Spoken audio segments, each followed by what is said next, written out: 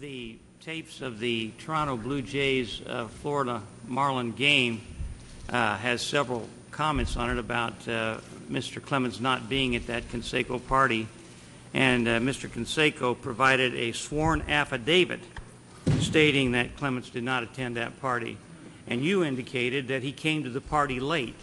How do you square that with what was on television, on the radio, and what the sworn affidavit of Canseco's was? I mean, there's some inconsistency there. It's my recollection is not inconsistent. What they said, I recall Roger Clemens being at that party. Why did you keep those gauze pads? I'm sorry? Why did you keep the needles in the gauze pads? Like I had mentioned in my opening statement.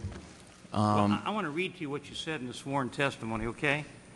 And this was 2000, 2001 that these pads were accumulated, right? 2001, 2002, sir. Okay, 2001, 2002. And you worked for Clemens up until what, 2006? 2007. 2007, so you stayed with him 5 years after you kept these materials, right? Yes, sir. Okay, I want to read this to you. It says, I kept them well because throughout my time with Roger Clemens, it was there always somewhat in the back of my mind that I distrusted him to a degree. And my gut feeling and the fact that I was an ex-cop, I just felt it. And I think there were bits and pieces coming out in the paper. Why in the world would you work for somebody that you thought was unethical and would lie? And why would you keep this information for 5 years if he was your friend and you thought that he was to be distrusted? He was my employer. You do this to all your employers? I mean, is this the kind of employee you was, to keep gauze pads and needles and everything for 5 years and go on and keep working for them? Well, it wasn't something that I thought about. It was just there, and it kept coming up. It was in the basement, and as I thought about it, more things came up. And as you saw in 2000, I wrote an article in the New York Times regarding the more stuff that kept coming out about steroid use in baseball. So for the fact that I never felt good about what I was doing, the fact that it was illegal, I figured because I've done things before for other people and have got hurt by it, I might as well hold on to these things. And it wasn't something I dwelled on. How many other people did you treat that you kept their gauze pads and needles? Possibly one other. And who was that? Chuck Knobloch. Do you still have them? I believe it's in the possession of the federal government. Yeah. Why did you not give those to the Mitchell Report Committee immediately when you were contacted by them? Because I felt horrible about being in the position that I was in.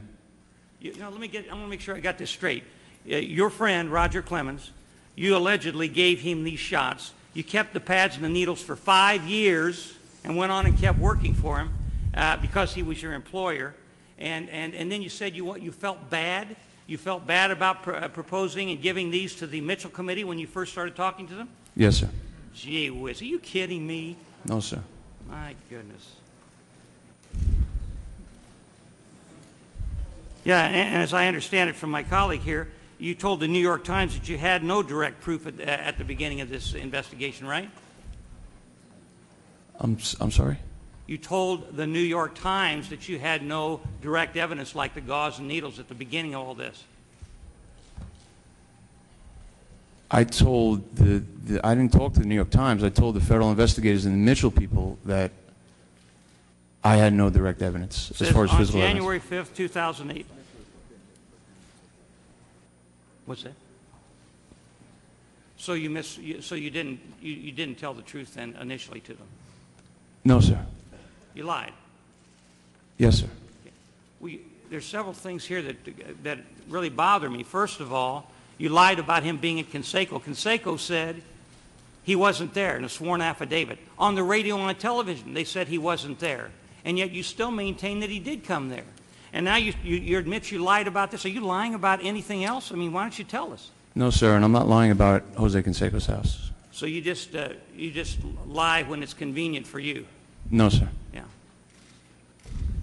What's that? Yeah, can you pull the microphone a little bit closer, please? Mr. Clemens, in your defamation lawsuit against McNamee It says that according to McNamee, he originally made his allegations to federal authorities after being threatened with criminal prosecution if he did not implicate you. That's an allegation of coercion. Why do you consider McNamee trustworthy on this point, and how do you have this kind of information that he might have been coerced into his testimony?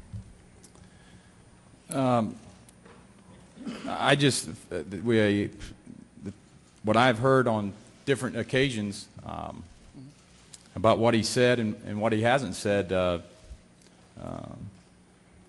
was a tape that I heard. The timeline would have been 4 or 5 days before the report came out. It was a taped conversation from Jim Murray. And that's basically where I heard the allegations that were being said by Brian McNamee about myself and Andy Pettit also, which, again, that's the first time that I heard Andy Pettit's name, and about using HGH, I said absolutely no way. Of course, now that I've learned that Andy has done it, I was shocked. Mr. McNamee, I'm going to read to you a series of prior statements attributed to you regarding steroid use or the lack thereof by Mr. Clemens or Mr. Pettit. I never gave Clemens or Pettit steroids. They never asked me for steroids. The only thing they asked me for were vitamins. That was William Sherman and T.J. Quinn, Andy Totes, baggage to Bronx, New York Daily News, December 10th, 2006. Did you say that? Yes, I did. Is that a lie? Yes, it is. Oh, it's another one. Okay. I told federal investigators twice that Roger and Andy had nothing to do with it. Is that right? Yes, sir. Is that a lie? Yes, sir. Okay. I said, Roger and Andy, you know what? You have to talk to them. I don't know anything about that. I don't know anything about that. Transcript of interview by Jim Yarborough and Billy Beck. Is that correct? I'm sorry, can you repeat that, please? I said, Roger and Andy, you know what?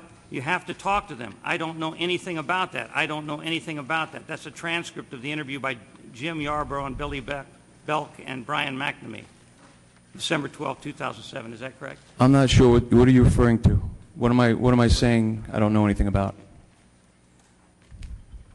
Sir? Let me read you. Well, let's pass on that because I'm sorry?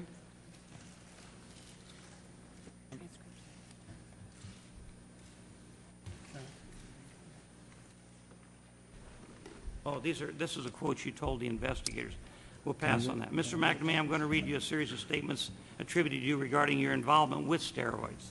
I don't have any dealings with steroids or amphetamines. I don't buy it, sell it, condone it, or recommend it. I don't make money from it. It's not part of my livelihood and not part of my business. Did you say that? Yep. That's a lie, right? Partial. Partial? Partial lie. McNamee pleads guilty to knowing the ins and outs of steroids, but says, I have no involvement as far as supplying it, getting it, selling it, telling them to use it. John Heyman, the sixth man, Clemens' trainer, denies link to Grimsley Lug. Is that a lie? Yes, sir. Okay. You know, I'm not going to read any more of this. This is really disgusting. You're here as a sworn witness. You're here to tell the truth. You're here under oath, and yet we have lie after lie after lie after lie, where you've told this committee and the people of this country that Roger Clemens did things that I don't know what to believe. I know one thing I don't believe, and that's you. The other thing I want to say is that, and I want to say this about this whole investigation. You know, Donovan, who was the Secretary of Labor, was accused of wrongdoing and went to trial. And he was found innocent within about 20 minutes. And he came out and said, how do I get my reputation back? You know, Roger Clemens, unless it's proven that he used steroids, and so far I haven't seen anything like it. If he did, he ought to be held accountable. But Roger Clemens is a baseball, he's a titan in baseball. And you, and with all these lies, if they're not true, are destroying him and his reputation. Now, how does he get his reputation back if this is not true? And how can we believe you because you've lied and lied and lied and lied? And the thing I want to say is that we have this penchant in the country of trial by media. I mean, I understand the media has a right to come to these things and to get all the information that they can. But until, in this country, until a man is proven guilty, he's innocent. And this kind of a hearing and this kind of a circus that I call it really bothers me. If he's done something wrong, he ought to be indicted, he ought to be prosecuted, and he ought to be punished for it. But I don't see any evidence of that so far. And with that, I'll stop.